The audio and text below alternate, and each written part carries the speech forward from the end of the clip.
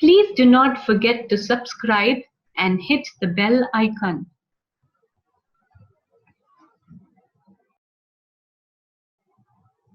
Welcome to episode 7 of Ramayana for Children.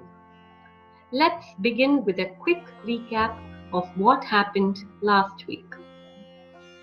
King Ravana banishes Vibhishana after he supports Rama.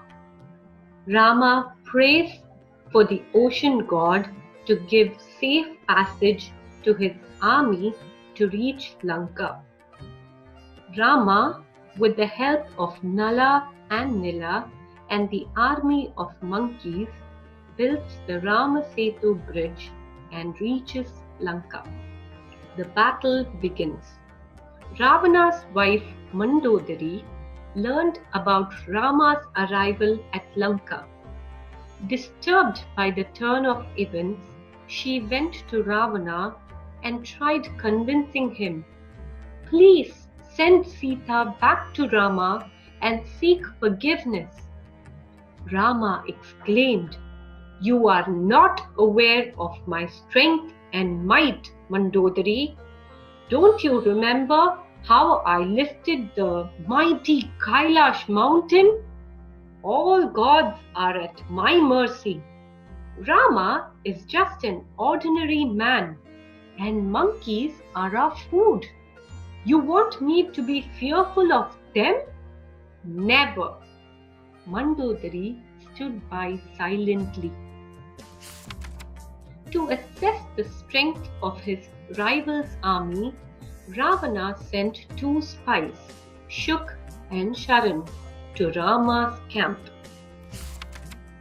Disguised as monkeys, Shuk and Sharan slipped into Rama's camp. However, Vibhishana recognized Ravana's spies at once. The army of monkeys captured the spies and took them to Rama. Frightened, the spies sought forgiveness and pleaded for mercy. Rama agreed to let them go, but before doing so, he announced, "Tell Ravana to return Sita, or he will have to face dire consequences." When Shuk and Sharan told Ravana about Rama, he said furiously, "I will never return Sita to Rama. I am ready for battle." Meanwhile, Ravana and Rama began preparing their respective armies for battle. After consulting his ministers, Rama sent Angada as an envoy to Ravana's court. He wanted to give Ravana a last warning. When the Lankans saw Angada, they froze with fear. Whispering to each other, they said, "The monkey who destroyed Lanka has come back. What would he do now?" Scared, all of them dispersed to make way for him. When Angada reached Ravana's court, he introduced himself as the son of Vali and Rama's envoy. As instructed by Rama, he asked Ravana to return Sita and surrender. Ravana roared with laughter. "I will pardon your rude behavior because you are my friend Vali's son. But I am amazed at your willingness to befriend the one who killed your father Vali." Ravana and Angada got into an argument. When Ravana refused to make peace with Rama, Angada stepped forward and said, "Before you begin the fight, try to move my foot. If you can move it even an inch, I promise I will lay down my arms." Ravana commanded his courtiers to hold Angada by his foot and throw him out. None of Ravana's courtiers could make him move. Finally, Ravana came forward. When he bent, his crown fell off. Angada picked it up and flung it away. Embarrassed, Ravana returned to his throne.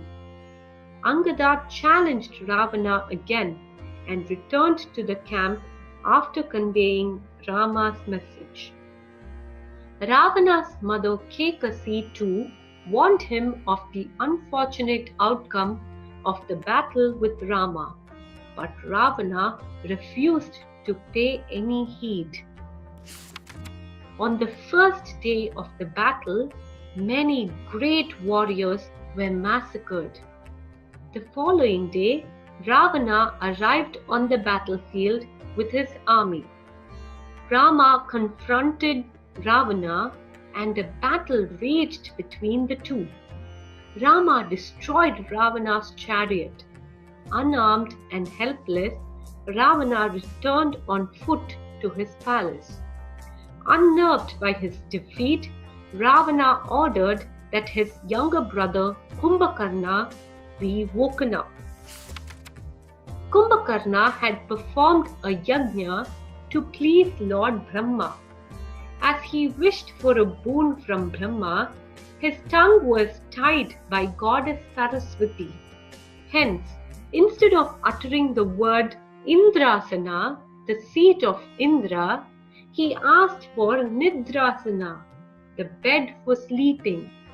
And then Kumbhakarna slipped into deep slumber for months. Now, on Ravana's command, a battalion was sent to awaken Kumbhakarna to add strength to the mighty Lankan army.